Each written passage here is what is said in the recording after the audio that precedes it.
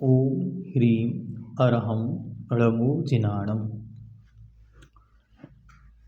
संसार भावना। छंद नंबर 5। चहु गति दुख जीव भरे हैं, परिवर्तन पंच करे हैं। सब विधि संसारे असारा, या में सुख नाही लगारा। पुनः चहु गति दुख जीव भरे हैं, परिवर्तन पंच करे हैं। सब विधि संसारे असारा, या में सुख नाही लगारा। जीव चहुगति चारों गतियों में, जीव चारों गतियों के दुख भरे हैं, सहन करता है। जीव चारों गतियों के दुखों को सहता है। पंच परिवर्तन करे हैं और 5 परिवर्तनों को करते हैं। 5 परिवर्तन कौन कौन से? द्रव्य, क्षेत्र, काल, भाव और भव। इन 5 परिवर्तनों को करते हैं। संसार सब विधि असारा। संसार सब विध अर्थात सभी प्रकार से, असारा असार है अर्थात सार रहत है। या में इस संसार में सुख लगारा थोड़ा सा भी नहीं है। जीव चारों गतियों में दुखों को सहन करता है और द्रव्य, क्षेत्र, काल, भाव और भव ऐसे 5 परावर्तनों को, जिन्हें पंचविध संसार या 5 परिवर्तन कहते हैं, परावर्तन और परिवर्तन ये एक ही शब्द है, को करते हैं। सब तरह से यह संसार असार है। असार है मतलब जिसमें कोई सारभूत तत्व नहीं है, कुछ उत्तम या श्रेष्ठ वस्तु नहीं है, उसे कहते हैं असार।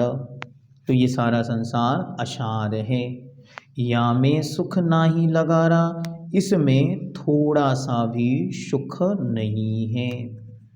यहाँ थोड़ा सा भी सुख उपलब्ध नहीं होता। एक एक शब्द फिर से देखें। चहुगति, चहुगति मतलब चारों गतियों में। चारों गतियाँ नरक, त्रियंच, मनुष्य और देव, इन चारों गतियों में दुख जीव भरे हैं। दुखों को जीव सहन करता है। अच्छी तरह पहली ढाल में इन चारों गतियों के सारे दुखों का विस्तार से वर्णन किया कि कहाँ कहाँ जीव कैसे कैसे दुखों को भोगता है। सुख और शांति, निराकुलता यहाँ कहीं नहीं। परिवर्तन पंच करे हैं और वह 5 प्रकार के परिवर्तनों को करता रहता है। 5 प्रकार के परिवर्तन कौन कौन से? तो द्रव्य, क्षेत्र, काल, भाव और भव। इनमें क्या करता है? तो इनमें जैसे मानो द्रव्य परिवर्तन है, तो जितनी भी शरीर संबंधी पौद्गलिक वर्गणाएं थीं, वे सारी की सारी इस जीव ने ग्रहण करी और ग्रहण करके छोड़ दिया। जितनी भी कर्म और नौकर्म की जघन्य स्थितियां हैं और उत्कृष्ट स्थितियां, इन सारी स्थितियों को ग्रहण किया और ग्रहण करके छोड़ दिया। कितनी बार? अनंतों बार। फिर आते क्षेत्र परिवर्तन। तो क्षेत्र परिवर्तन में इस जीव ने एक प्रदेश से लेकर उच्चतम उत्कृष्ट जितना बड़ा शरीर बना सकता था, उतनी सारी अवगाहनाओं को धारण करते हुए तीनों लोक का एक भी प्रदेश पिन पॉइंट एरिया नहीं बचा जहां जन्म ना लिया हो और मरण ना किया हो। काल परिवर्तन, अवसर्पणी और उत्सर्पणी के 10 कूड़ा कोड़ी 10 कूड़ा कोड़ी सागर, दोनों मिलाकर 20 कूड़ा कोड़ी सागर का एक भी समय ऐसा नहीं बचा जब इस जीव ने जन्म लेकर मरण ना किया हो। फिर आता है भव परिवर्तन। इस जीव ने मनुष्य की जघन्य अवगाहना अंतर्मूर्त से लेकर मनुष्य पर्याय की उत्कृष्ट 3 पल की जो आयु है भोग भूमिया मनुष्य की, वहाँ तक सारी आयुएं आज तक स्वीकार करी और मरण को प्राप्त हुआ। देवों की जघन्यतम 10,000 वर्ष से लेकर उत्कृष्ट 32 सागरों तक उत्कृष्ट स्थितियों को प्राप्त करके और मरण करता रहा। वह मात्र सर्वार्थ सिद्धि का देव नहीं बना, बाकी उत्कृष्ट से जो एक भाव अवतारी हैं उनको छोड़कर सब में जन्म लिया और मरण किया। नरक में 10,000 वर्ष से लेकर 33 सागर पर्यंत और बीच की सारी आयुओं को धारण करके मरता रहा। और इसी प्रकार त्रियंचों में जो सम्मोचन भव हैं, इनसे लेकर क्षुद्र भवों से लेकर उत्कृष्ट 3 पल्ल की आयु तक सारे भवों को धारण किया और मरता रहा। और भाव परिवर्तन, एक एक कषाय के एक एक योग्य स्थान और उनके सारे के सारे अध्यवसाय स्थानों को प्राप्त करके और मरण को प्राप्त हुआ। अर्थात कहने का तात्पर्य यहाँ यह बना कि यहाँ कुछ भी ऐसा नहीं बचा जो इस जीव ने ना पाया हो, ना भोगा हो और जहाँ ये ना भटका हो। भटकन का एक एक पिन पॉइंट एरिया हमने आपको बता दिया, कैसे कैसे 5 परिवर्तनों को पूर्ण किया। अगर इन 5 परिवर्तनों को अच्छी तरह पढ़ना है तो पूज्य ग्रंथराज सर्वार्थ सिद्धि अध्याय नंबर 2 संसारिणो मुक्ताश्च सूत्र की टीका पढ़नी चाहिए। इसकी रिकॉर्डिंग भी आपको इसी के डिस्क्रिप्शन में उपलब्ध करा दी जाएगी, तो जिन्हें वो देखनी हो उसे देखें, सुने और समझें। ये क्या है? ये कहानी है हमारी और आपकी। प्रत्येक जीव का भव्य भ्रमण, 5 परावर्तन रूप भ्रमण इसी प्रकार अनादि से होता आ रहा है। और कब तक होगा? जब तक सम्यक्त की प्राप्ति नहीं होगी तब तक कंटिन्यू होता रहेगा। सम्यक्त की प्राप्ति के बाद अर्धपुद्गल परावर्तन अर्थात असंख्यात भवों में कम से कम पार लगेगा ही लगेगा। आगे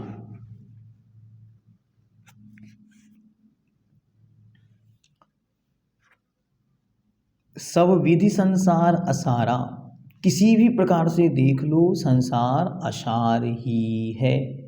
कोई भी विधि से देखो, कुछ भी करके आप देख लो, ये संसार असार है।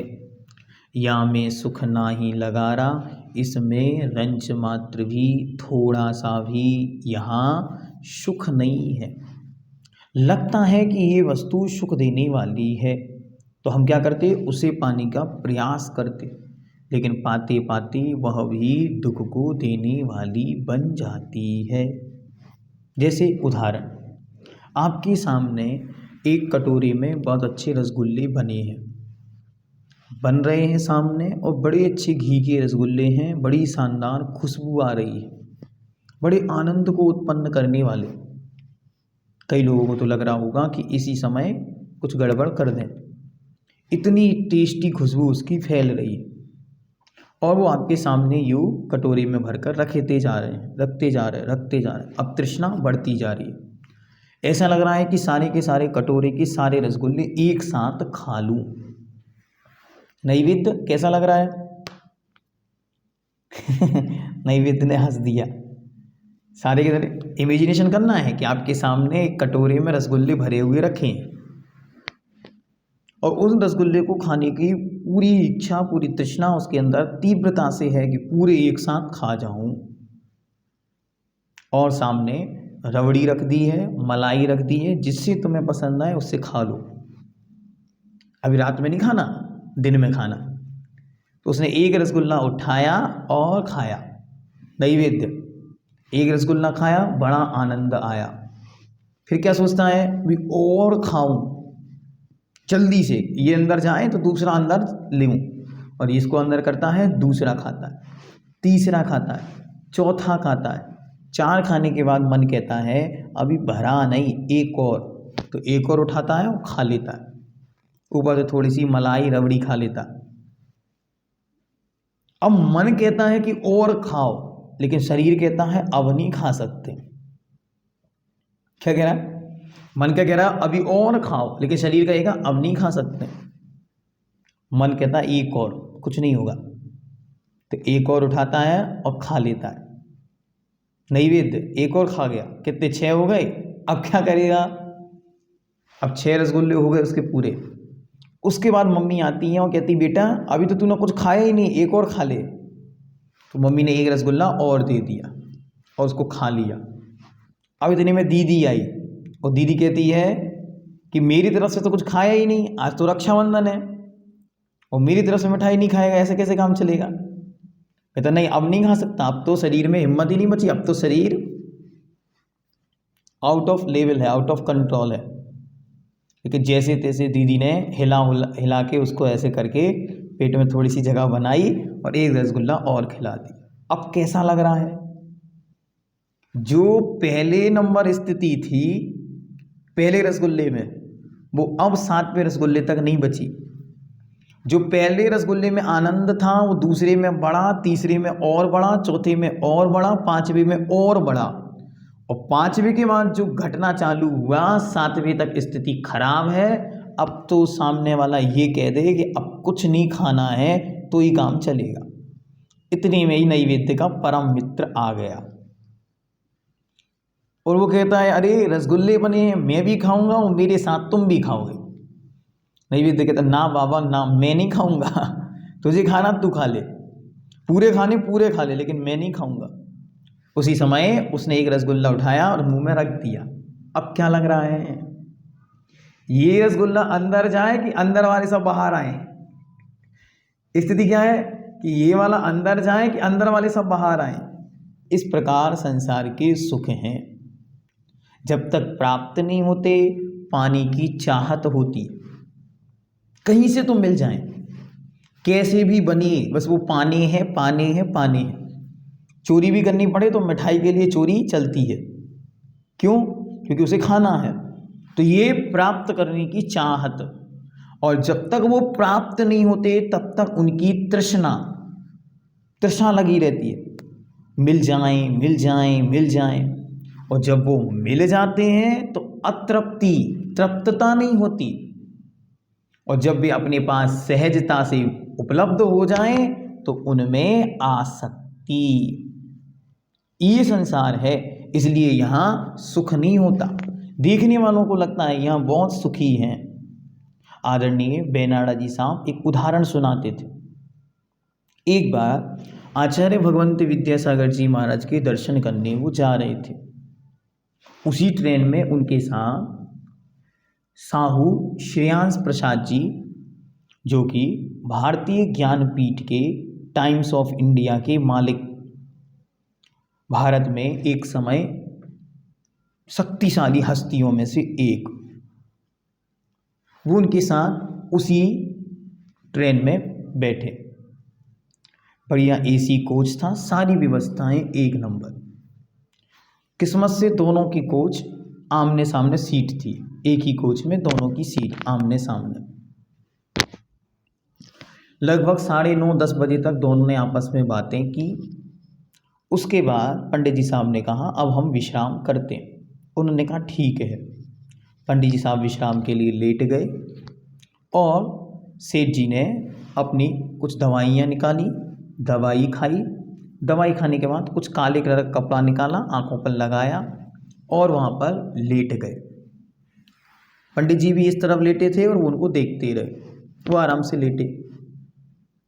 1-1.5 घंटे बाद पंडित जी उठे और पंडित जी ने उनको कहा सेठ जी कोई परेशानी क्या। बोले नहीं नहीं कोई परेशानी नहीं। अरे मैं देख रहा हूँ 1 घंटे से आप करवटें बदल रहे हैं। तब उन्होंने कहा पंडित जी कोई परेशानी नहीं, लेकिन मुझे रात में नींद नहीं आती। मैं गोलियां खाता हूँ, आंखों पर पट्टी लगाता हूँ, सारा अंधेरा कर लेता हूँ, उसके बाद भी मुझे नींद नहीं आती। तो हमारे पंडित जी साहब हम लोगों से कहते, देखो अधिक पैसा बेचैनी का कारण है। हमें और आपको लगता है पैसा है तो सुख है, पैसा है तो आनंद है, पैसा है तो वो नींद की गोलियां खरीद सकता है, नींद नहीं खरीद सकता। पैसा है तो डल्लप के गद्दे खरीद सकता है, लेकिन नींद नहीं खरीद सकता। पैसा है दवाइयाँ खरीद सकता है, स्वास्थ्य नहीं खरीद सकता। पैसा है तो बाहर की सुख शांति के साधन खरीद सकता है, अंतरंग का आनंद नहीं खरीद सकता। ये है क्या, संसार में कहीं भी सब विधि संसार असारा, या में सुख ना ही लगा रहा। यहाँ सुख नहीं है, देखने वाले को लगता है ये सुखी हैं, वास्तविकता में उनके यहाँ कोई सुख नहीं है। आगे देखते हैं इसी को पंडित जी साहब ने अपने शब्दों में क्या लिखा। तो भूधरदास जी लिखते हैं, दाम बिना निर्धन दुखी, तृष्णावश धनवान, कबहु न सुख संसार में, सब जग देखो छान प्रभु जी, सब जग देखो छान। कितनी अद्भुत पंक्ति है। दाम बिना निर्धन दुखी, अरे किन्हीं क्या रुपया पैसा नहीं, बड़े दुखी हैं। रात दिन एक ही बाजार, एक ही प्रोसेस, एक ही काम, कुछ मिल जाए खाने पीने को, कुछ जीवन की व्यवस्था बन जाए। तृष्णावश धनवान, और तृष्णा के कारण धनपति परेशान है। कबहु न सुख संसार में, कहीं भी संसार में सुख नहीं है। सब जग देखो छान, छान मतलब घूम कर देख लिया, मैंने अच्छी तरह सारा संसार घूम के देखा, यहाँ कहीं सुख नहीं है। अगर सुख होता तो बिना रुपया पैसा के गरीब क्यों दुखी है, और अगर सुख पैसे में होता तो बड़ा आदमी क्यों दुखी है।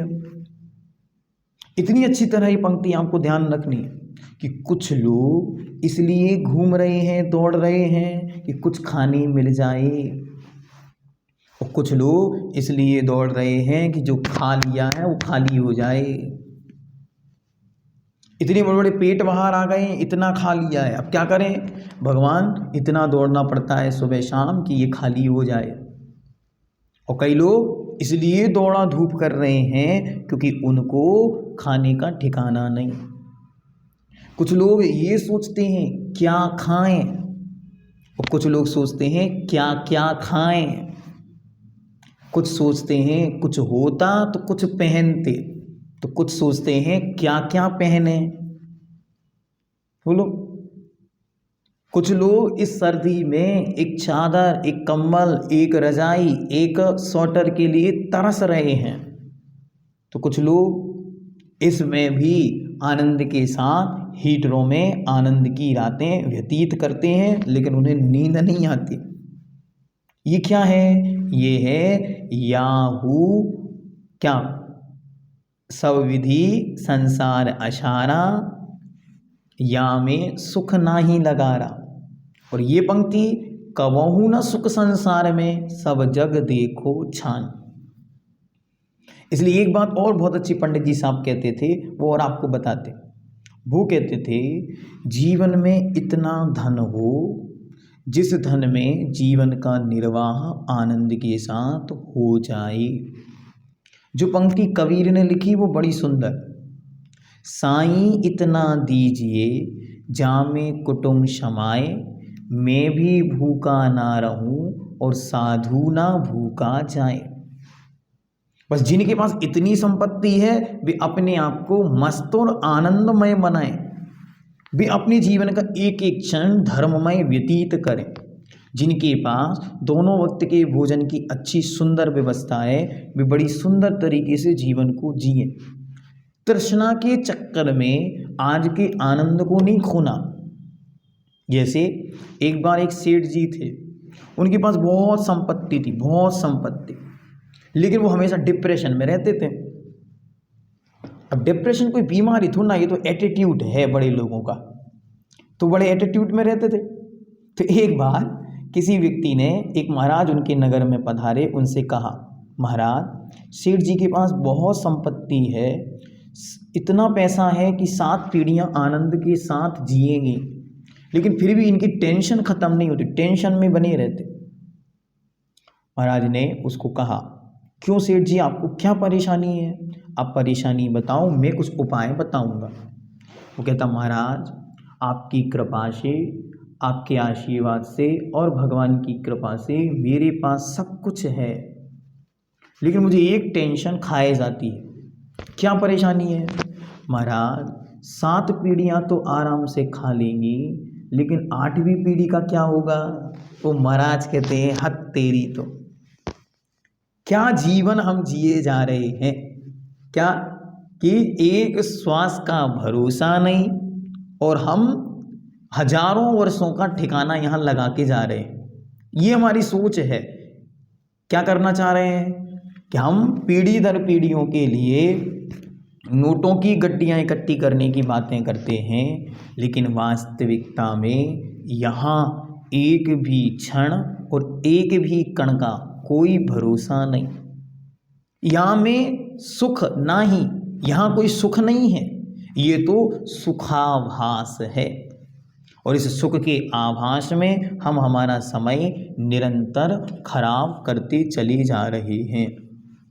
अब देखते मंगत राय जी क्या कहते हैं। जन्म मरण अरु जरा रोग से सदा दुखी रहता, द्रव्य क्षेत्र अरु काल भाव भव परिवर्तन सहता, छेदन भेदन नरक पशु गति भवबंधन सहना, राग उदय से दुख सुर गति में कहाँ सुखी रहना, भोग पुण्य फल हो एक इंदी क्या इसमें लाली, कुतवाली दिन 4 सही फिर खुरपा अरु जाली, मानुष जन्म अनेक विपत्तिमय कहीं न सुख देखा, पंचम गति सुख मिले शुभाशुभ को मेटो लेखा। अब इसको एक एक शब्द को समझें। क्या कहते? जन्म मरण अरु जरा रोग से सदा दुखी रहता। ये संसार है, यहाँ सुख नहीं होता। क्या? पहले जन्म के दुख, जन्म की वेदना इतनी कि पंडित जी साहब लिखते हैं कि आप जैसे निसरे जन तीते तार हो, 9-10 माह गर्भ में रहकर, कैसा? नवमास अंक सकुचते पाई त्रास। आचार्य भगवंत विद्यासागर जी महाराज लिखते, 9 माह तक माँ के पेट में उल्टा लटका, अब तप से क्यों डरता? अरे जब वहां उल्टा लटकने का कहा था तो तू लटका रहा, अब थोड़ी देर कोई उल्टा लटकने को कहे, तपस्या करने को कहे तो क्या करेगा? भाग जाएगा।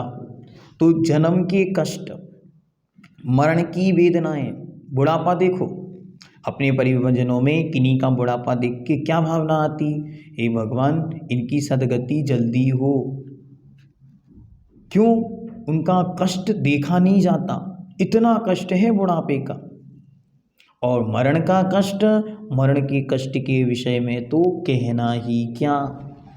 हर आदमी डरा हुआ है, सहमा हुआ है, कहीं मैं मर ना जाऊं, कहाँ कहीं अकाल में ना मर जाऊं। अब कल भी प्रसंग आपने दिया था, आज उसको पूरा अपन यहाँ पे देखते। ये अच्छी तरह समझना, प्रत्येक जीव अपनी अपनी आयु लेकर आता है। माना आयु है 100 वर्ष, ठीक, तो 100 वर्ष की निषेक रचना हुई। निषेक रचना मान के चले आप, एक एक बिंदु बिंदु भर पानी जैसे भर गया। कितना? 100 वर्ष तक चलेगा। एक एक बूंद एक एक समय झरेगी, 100 वर्षों तक बूंद पानी चलेगा। उदाहरण के लिए जैसे एक टंकी आपने छत पर लगा दी है और उसमें सेंटेक्स की टंकी में से पानी आपके यहाँ आता है, इतना पानी उसमें रहता है कि 5 दिन अच्छी तरह चल जाए।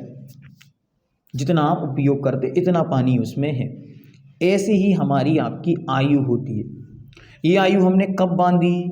ये आयु हमने उस दिन बांधी जिस दिन हमारा पिछला शरीर छूटा। जिस दिन पिछला शरीर छूटा उस दिन से ही नई आयु प्रारंभ हो गई। दिन का मतलब समय, जिस समय मतलब 4:04 पर पुराना शरीर छूटा तो 4:05 पर आपको नया शरीर और नई आयु मिल गई। वहाँ से आपने अपनी यात्रा शुरू की थी। हम और आप ये सोचते हैं कि जिस दिन माँ के गर्भ से बाहर निकले उस दिन से हम आयु को गिनते, नहीं, 9 महीने से ज़्यादा तो समय व्यतीत पहले ही हो गया हमारी आयु का। जिस दिन हम माँ के गर्भ में आए थे उस दिन से ही हमारे आयु के निषेक चालू हो गए। वहीं से आयु चल रही है। और ये कब तक चलेगी? जितनी वर्षों की निषेक रचना अर्थात पानी टंकी में पानी है उतने वर्ष तक ये आराम से चल सकती है, अगर बीच में कोई प्रोसेस में डिस्टरबेंस नहीं आया तो। मतलब क्या? मतलब यह कि किसी भी टंकी में पानी इतना था कि वह 5 दिन तक बराबर चलेगा, लेकिन किसी ने उस टंकी का पाइप तोड़ दिया या नल टूट गया, तो अब क्या होगा? जो पानी 5 दिन चलना था वो पाइप के माध्यम से 5 घंटे में, 3 घंटे में, 2 घंटे में पूरा फैल गया। कहीं और महापुरुष चला और उसने टंकी को ही तोड़ दिया या टंकी नीचे गिर गई, तो जो पानी 5 दिन चलना था वो 5 मिनट में 5 सेकंड में खाली। 5 दिन का पानी 5 मिनट में खाली। अब ऐसे ही हम अपनी आयु पर लगाएं। आयु इस शरीर के अंदर स्थित जो आत्मा है उसके प्रदेशों पर आयु के प्रदेश निषेक रचना है। अगर ये शरीर एकदम स्वस्थ बराबर व्यवस्थित काम करता रहा तो आयु के निषेक एक एक करके अपने समय पर एक एक समय में झरते झरते जाएंगे और वो 100 वर्ष 120 वर्ष जो आयु लेकर आया उतने वर्ष तक जिएगा। लेकिन बीच में ही कोई उपद्रव हो गया तो क्या उपद्रव हो सकते? तो भगवान कुंद देव अष्टपाहुड़ ग्रंथ में लिखते हैं कि किसी जीव के श्वास का रुधन होने से, श्वास रोक देने से, मानो किसी ने नाक बंद करके, मुख बंद करके, गला दबाकर, जिसे हम आत्महत्या या फांसी कहते हैं, या कोई दूसरे के द्वारा गला दबा देने से, तो श्वासों के निरोध से आयु के निषेक झड़ जाते। और क्या क्या कारण है?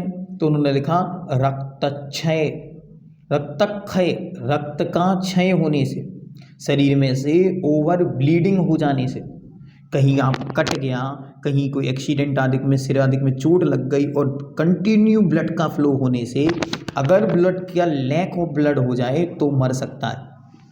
फिर और कारण क्या है? उन्होंने कारण लिखा विष भक्षण, जहर खा लेने से।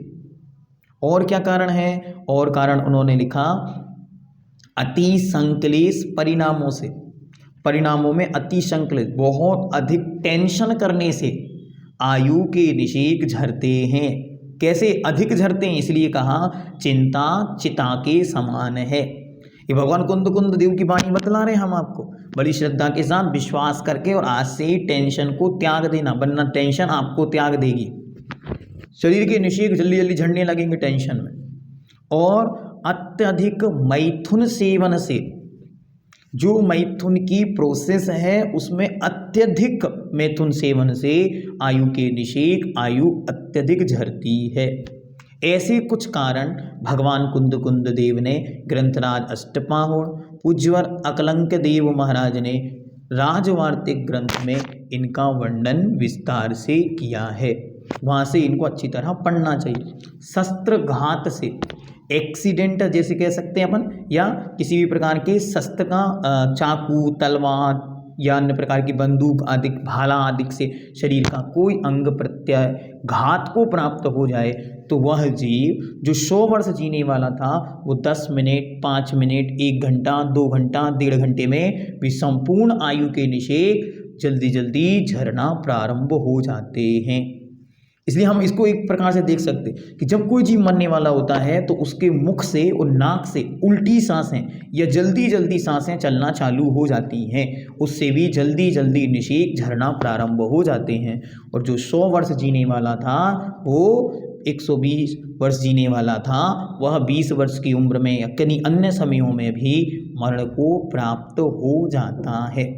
हार्ट ब्लॉकेज हो जाने से या ब्रेन हेमरेज हो जाने से, ब्लड का फ्लो रुक जाने से, खून की शरीर में कमी हो जाने से और अन्य कारणों से भी शरीर में मृत्यु उपस्थित हो सकती है और वह जीव अकाल में ही मरण को प्राप्त हो सकता है। इसे कहते हैं अकाल मृत्यु। इसे कहते हैं अकाल मतलब जिस समय होनी थी उससे पहले ये हो गई। इसे आगम में शब्द दिया इसे कहते हैं अपवर्त आयुष्क, अर्थात आयु के जो निषेक रचना थी उसमें कम हो जाना। अप मतलब कम होना, वर्त आयुष्क जो आयु थी उस आयु में कमी हो जाना और इसके कारण उसका ये शरीर छूटेगा और जिस समय शरीर छूटेगा उसके पहले नियम से वो अगली आयु बांध लेगा। ये नियम है कि पहली शरीर को अगली आयु को बांधे बिना कोई भी जीव पिछला शरीर नहीं छोड़ता। कोई भी यहाँ भूत बनकर, पलीत बनकर, पिशाच बनकर या आत्मा के रूप में कोई भी आत्मा यहाँ नहीं भटकती। जैसा आप लोगों ने टीवी फिल्मों में देखा कि यहाँ वो मर गए और फिर उसके बाद यहाँ वहाँ उसकी आत्मा घूम रही है। एक माँ नाम की, ममता नाम की फिल्म होगी, आपने देखी होगी। उसमें वो माँ उस बच्चे के पूरा पालन पोषण करती हुई वहाँ घूमती रहती। ऐसा नहीं होता। यहाँ से मरण कर और वह तुरंत ही अगले शरीर को प्राप्त हो जाएगी। हाँ, ये इन्होंने प्रश्न किया कि जितनी आयु थी उतनी भोगेगा। हाँ, 120 वर्ष थी, वो 120 वर्ष के निषेक 10 मिनट में भोग के चला जाएगा, वहाँ पूरी खत्म करके अगले में चला जाएगा। उदाहरण सबसे सुंदर, मटके में पानी और किसी ने पत्थर मटके में मार दिया तो जो पानी 1.5 दिन तक 2 दिन तक चलना था वो 2 सेकंड में 2 मिनट में खत्म। ऐसे होता। 100 वाला 20 वर्ष में चला जाता। एक्सीडेंट हो गया किसी का, खूब खून का फ्लो हो गया और समाप्त हो गया। हार्ट का अटैक आया, हार्ट की गति रुक गई, ब्लड प्रेशर इतना अधिक पावर में आया कि सारा सिस्टम वस्ट हो गया। सांस का रुक जाना, जैसे अभी कोरोना आया था तो इसमें क्या होता था, लंग्स पर इन्फेक्शन आता था और लंग्स एयर को अब्जॉर्ब करना छोड़ देते थे। तो जो ऑक्सीजन अंदर जा रही थी आए तो वो अंदर ही नहीं जा रही थी और जिनके अंदर जा रही थी तो वो लंग्स उसको ग्रहण ही नहीं कर रहे थे और उसने प्राण छोड़ दिए। ये सारी चीज़ें अकाल मृत्यु के जीवंत उदाहरण प्रूफ हैं।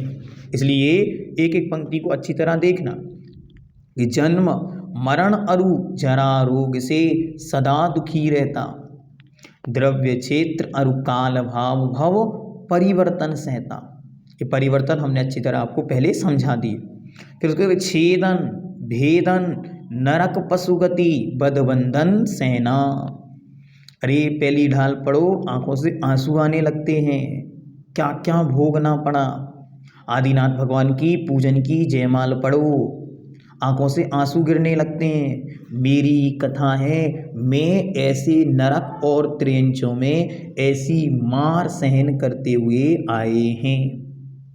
हम और आप ऐसे ऐसे दुर्गतियों में छेदना, भेदना, बांधना, मारना, इन सब दुखों को सहन किया। और भैया स्वर्गों में भी सुख नहीं, स्वर्गों में भी क्या, राग उदय से दुख सुरगति में कहाँ सुखी रहना। स्वर्गों में भी नीचे वाली जातियों में स्वर्ग देव बन गए तो अवियोग जाति को जीवन भर वाहन बन के घूमना पड़ता है, किलविष्कों को सदा नगर से बाहर रहना पड़ता है। वहाँ एक दूसरे के सुख को देखकर मानसिक कष्ट, मानसिक वेदना होती है, मन तरसता है, तड़पता है, ये क्या है। और जब आयु के 6 माह निषेक 6 माह की आयु अंतिम शेष रहती है तब घबराहट बेचैनी होती, अब मैं कहाँ जाऊँगा, अरे मेरे सुख सब छूट जाएंगे। तो उन सुखों के लिए निरंतर तृष्णा बनी रहती, कहीं सुख नहीं है। भोगी पुण्य हो भोग पुण्य फल हो एक इंद्री, क्या इसमें लाली। अरे देव बना था, ये पुण्य की प्रचंडता से देव बन गया और वहाँ पुण्य को ऐसा भोगा कि वहाँ से मरकर एक इंद्रियों में उत्पन्न हो गया।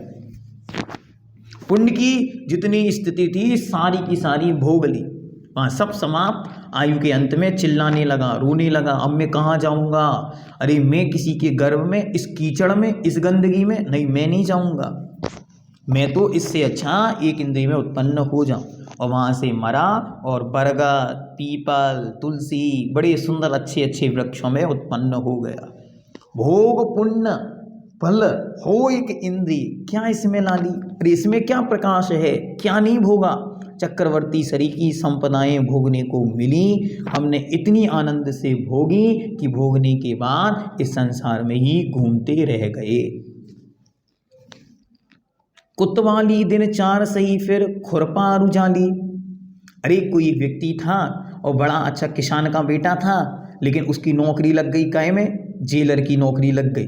तो बड़े आराम से राजा महाराजाओं के साथ घूमता था, लोग सलूट ठोकते थे, लोग सलाम करते थे। लेकिन महीने 2 महीने 4 महीने बाद नौकरी से निकाल दिया, वापस फिर किसान बन गया, वापस फिर से वही खुरपा होता है एक प्रकार का यंत्र जिससे मिट्टी को खोदा जाता है, तो खुरपा लेके और जालियां मेड़ पर लगाने का काम फिर करने लगा। ये स्थिति है जीवों की कि थोड़ा सा पुण्य यहाँ वहाँ से संचित करके अड़बपति खरबपति राजा महाराजा शान शौकत सब पाता है और पुण्य की सत्ता समाप्त, फिर वहीं रोड पर आ जाता है। करोड़पति का हटते ही रोडपति हो जाता है। कितनी सुंदर पंक्ति है। पुण्य के योग में रामचंद्र वन में भी महल मिल जाते थे और पाप के योग में रावण की सोने की लंका भी कोयला हो जाती है। इसे कहते हैं ध्रुव सत्य। तो इसको अच्छी तरह समझना। ये पंक्ति क्या कह रही है, ये पंक्ति कह रही है कि यहाँ कोई सुखी नहीं और यहाँ कोई सुख नहीं, जो है सब कुछ भ्रम जैसा है।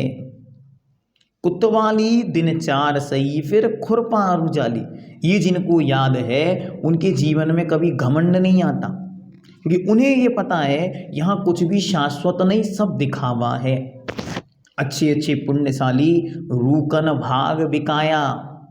क्या बड़े बड़े आदमी जब वनस्पति काय बनते हैं तो फ्री में धनिया पत्ती के रूप में बिक जाते। ये पंक्ति पढ़ी आपने 10 लक्षण धर्म की मारदव की पूजन में।